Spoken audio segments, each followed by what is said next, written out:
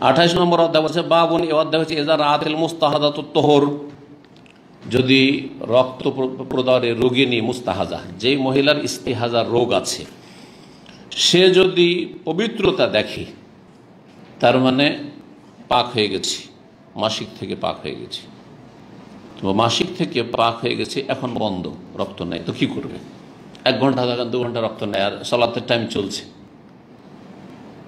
পেরেশান হয়ে যায় অনেক মহিলারা। 1 ঘন্টা 2 ঘন্টা আর কিছুই নেই, জোহরের সময় চলছে, কি করবো?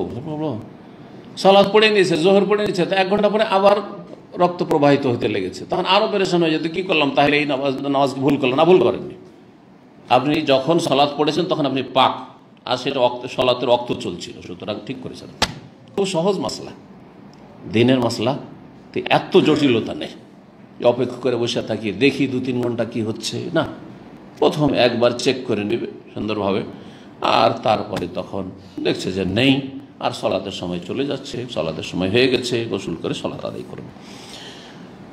ইবনে আব্বাস রাদিয়াল্লাহু তাআলা আনহু বলেন, তাগতাসিল, গোসল করে নেবে, যখনই দেখবে যে পাক পবিত্র হয়ে গেছে, মাসিক বন্ধ হয়ে গেছে, গোসল করে তোসাল্লি, সালাত আদায় করো, ওয়ালাউ সাআত, যদিও 1 ঘন্টা হোক, যদিও কিছুক্ষণের জন্য হোক, এই মানে 60 মিনিটের 1 ঘন্টা না, কিছুক্ষণের জন্য হোক।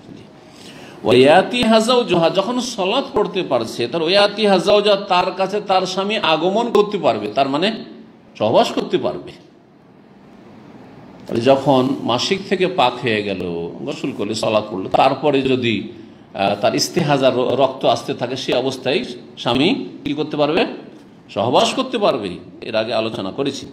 এজা সাল্লাহ, যখন সালাত আদায় করছে, যখন সালাত আদায় করে নিল, তার মানে স্বামী সহবাস করতে পারবে। কেন বলছে? আসসালাত আদম, ইমাম বুখারী রাহিমাহুল্লাহ বলছেন, বা উক্তিটি হচ্ছে ইবনে আব্বাস রাদিয়াল্লাহু তাআলা আনহুমার নকল করছেন ইমাম বুখারী রাহিমাহুল্লাহ।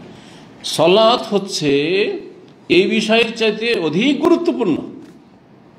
যেখানে সালাত পড়ছে, পাক হয়েছে, সেজন্য তো সালাত পড়ছে, তো যে সালাত পড়ছে সে স্বামী স্ত্রী মিলিত হইতে পারবেন, বা তার সাথে যেন মিলিত হইতে পারবেন না, তার স্বামী অবশ্য পারবে। 331 নম্বর হাদিস, আয়েশা রাদিয়াল্লাহু তাআলা আনহা বর্ণিত, তিনি বলেন, কালান নবী সাল্লাল্লাহু আলাইহি ওয়াসাল্লাম বলেন, ইযা আকবালাতিল হাইজাতু ফাদাইস সালাত, যখন মাসিক ঋতু চলে আসবে, ফাদাইস সালাত, তখন সালাত ছেড়ে দাও, মাসিক দেখছো সালাত ছেড়ে দাও।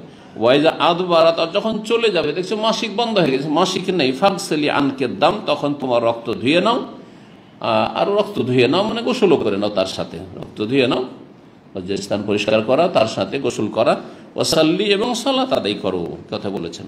জি।